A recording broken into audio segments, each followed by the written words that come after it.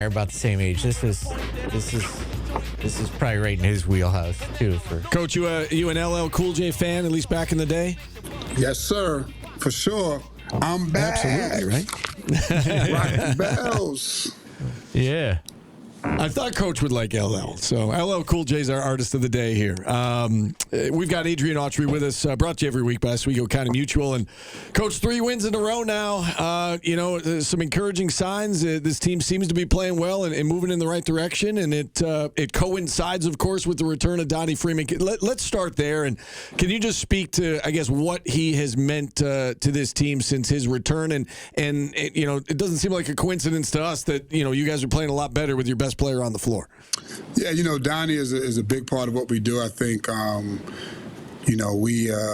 think everything that, that we need to get better at, adding him, whether it's spacing, whether it's rebounding, whether it's free throw shooting, he's very good in all those categories. And I think it just really, that's what we were kind of missing for a while, but I was very proud that, the guys, we still found ways to win and get better. And in the same token, now adding a guy that can answer a lot of those situations that we were kind of struggling in. And I think it just helps. Coach, after the game the other night, you did seem as happy as, we would have expected after a win. What was making you upset about that game against Florida State? Well, I felt like our defensive intensity was not there. Again, Florida State is a very good offensive team, and we knew that we were challenged, but I just thought our defensive intensity, our attention to detail was not there. Happy for the win, but for the result, but the standard that we set out to have, we did not meet that standard last night, regardless of the result. We just didn't meet the standard, and again, I think this team has a ton of potential. I still think we have so much room for improvement, and I'm not going to stop pushing these guys, regardless of the result, to get to that. We've seen J.J. Starling really pick up his play the last 2 games in particular, 19 against Pittsburgh, 15 against Florida State. He seems to, be a lot more comfortable these last couple of games and doing what he's good at doing, right? Getting to the basket. He was efficient in both those games, 14 for 21 combined from the field, had 7 assists, just 2 turnovers. What has changed these last couple of games with J.J.? And, is there a reason for it? Is it the opponents? Is it, having Donnie back? What has allowed JJ to kind of pick up his play of late? Well, I thought JJ played a really good game against Georgia Tech. Statistically, would not say so, but I thought he played the right way. He's been playing really good basketball, and as we all know, it's a game of makes and misses sometimes. But I mean, what we're looking at is him taking the shots that he needs to take, and again, he's been doing that, impacting the ball on the other side, and making plays for teammates. So again, just really rounding out his game. And I've said this time and time again. Everyone says, "Oh, he had a good game," and they base it on points, right? And again, I get that, but JJ is a really all-around basketball player, and I don't think people really appreciate or understand that. And I'm going to keep saying that. You can't judge his importance of our team based on points this year, right? Like, it's going to be games where he will be the high scorer, but it's going to be games where he may be the second lead scorer, but he may lead us in assists or rebounds, steals, leadership, all of those things. And I think he's, again, the Georgia Tech game, even though it statistically didn't look good, I thought he still played a really good game. Coach, you've been able to knock down some threes the past couple games, and is that due to Donnie being on the floor and the spacing, or are you getting the same shots and they're just falling? Well, I think, you add another capable three-point shooter with Donnie. And so, again, I think that's another shooter that you have that can, really shoot the basketball at a really high clip. And Tyler Betsy got some really good looks the last couple of games, and he's been really shooting it well. And Nate Kings is still not come around, but he's still capable. And JJ made some shots, and George, which I think we need to get some more shots for George because he's really shooting the ball well. So, again, we got guys that can make shots. It's just a matter of us, continually taking them and getting good ones. You mentioned Nate Kings there. What are you seeing from him in his shot? It seems like a lot of his shots are going in and then rattling out. Yeah, it's unfortunate, but you got to keep taking them and making them, and eventually they will fall like anything. I mean, I think Tyler Betsy went through a stretch like that as well. But that happens. I think you just got to keep shooting them, and we encourage him to keep shooting them. As we believe in him, his teammates believe in him. So again, I don't want him to start passing up ones. We don't need him to pass up any. Coach, I want to get back to J.J. Starling for a moment.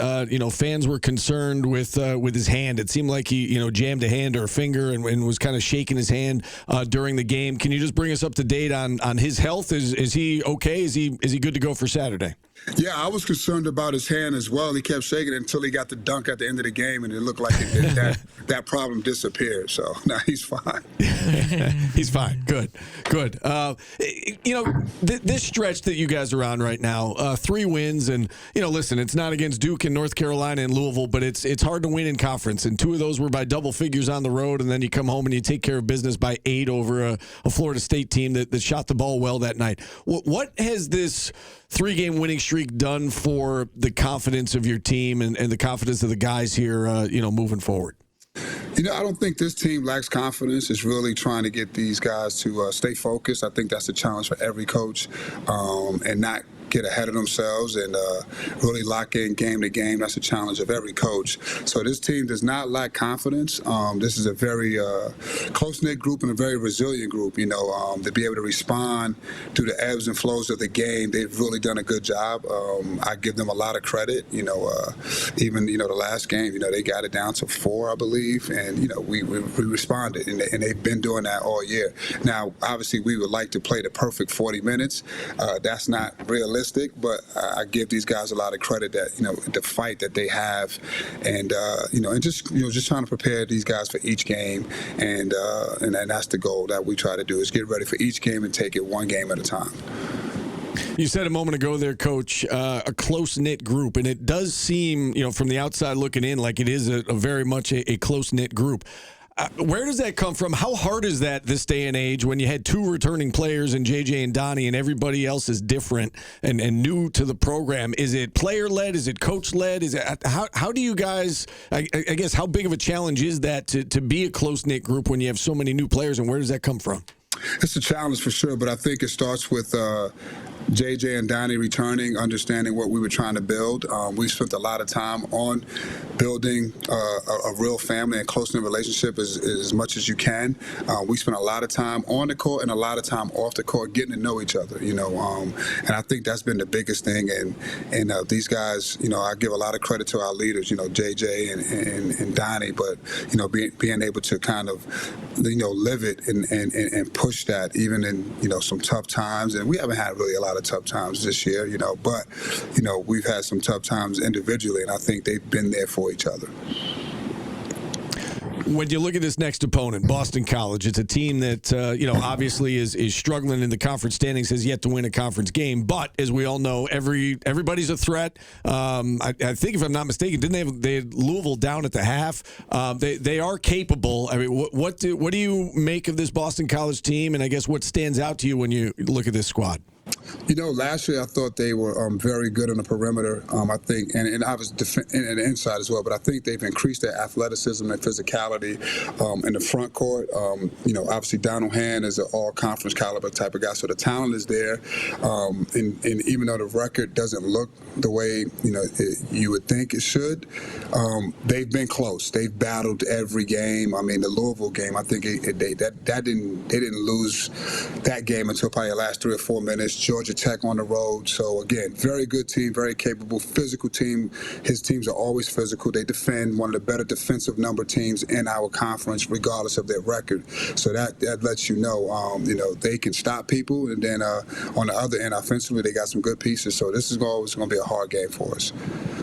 I don't know how much you had a chance to watch some college basketball last night or ACC basketball. I'm sure you're busy doing other things, but SMU wins on a half-court shot. Stanford comes back late and hits a couple of big threes and knocks off North Carolina. It seems like there is so much parity in the conference right now and so many teams that are in the mix for an NCAA tournament bid. I just wanted to get your thoughts on the conference as a whole this year, because that's been a narrative right around the country that all absolutely. The ACC's down the last 3, 4, 5 years. Not this year. ACC's not down this year. No, it's not down at all. Obviously, all the indications were there. The way we performed in a non-conference. The challenge, the SEC challenge. We responded. So this conference is back and it's loaded. Every game is going to be a dogfight. You say that every year, but this year, not just from a conference standpoint, but from a national standpoint. You look at the rankings, you look at the net rankings, you look at all that. You just see, you can extend it. You can go from 1 to 50, and you can extend that out to 1 to 75. And we have more than a handful of teams in those categories that you need. That shows that your conference is healthy, and it's going to be a tough conference, and it's going to be a lot of fun.